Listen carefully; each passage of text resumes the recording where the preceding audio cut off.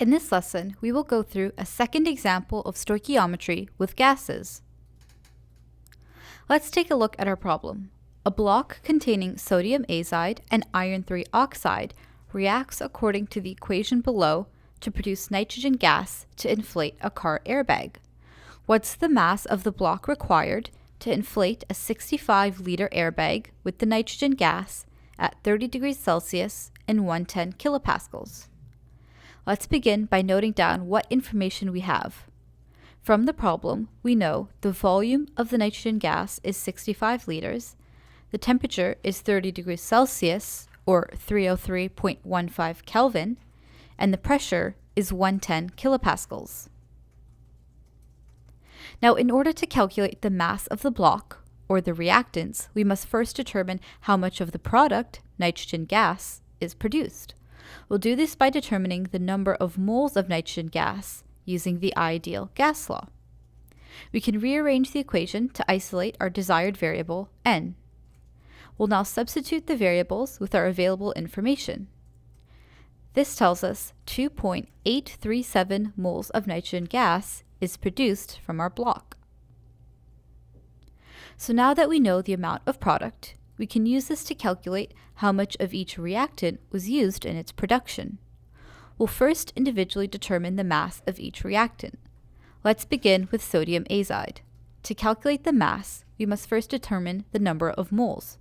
We can do this by multiplying our 2.837 moles of nitrogen gas by the mole ratio 6/9. In doing this, the moles of nitrogen cancel out, and we are left with 1.891 moles of sodium azide. Now, to convert the number of moles of sodium azide to the mass of sodium azide, we must use the molar mass. To calculate the molar mass, we'll add the molar mass of sodium, which is 22.99 grams per mole, plus 3 times the molar mass of nitrogen, which is 14.007 grams per mole. This gives us a total molar mass of 65.01 grams per mole. We can now use this to calculate our mass of sodium azide. We'll multiply our 1.891 moles by 65.01 grams per mole, canceling out the mole units and leaving us with 122.93 grams. Thus, the mass of sodium azide in our block is 122.93 grams. We'll now follow the exact same steps to determine the mass of our second reactant, iron 3 oxide. We begin by multiplying our 2.837 moles of product, nitrogen gas, by the mole ratio 1/9. Canceling out our moles of nitrogen, this gives us 0.315 moles of iron 3 oxide. Now to calculate the molar mass of iron 3 oxide. This is equal to 2 times the molar mass of iron, which is 55.845 grams per mole, plus 3 times the molar mass of oxygen, which is 16 grams per mole. This gives us a total molar mass of 159.69 grams per mole, and we can now calculate the mass of iron 3 oxide.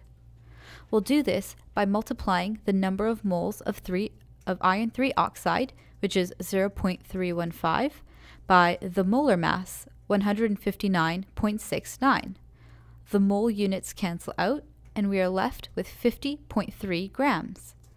Thus, the mass of iron 3 oxide in our block is 50.3 grams. On to our last step. The total mass of the block is equal to the mass of sodium azide plus the mass of iron 3 oxide. Substituting our calculated values, we get 173.23 grams. Thus, the total mass of the block is 173.23 grams.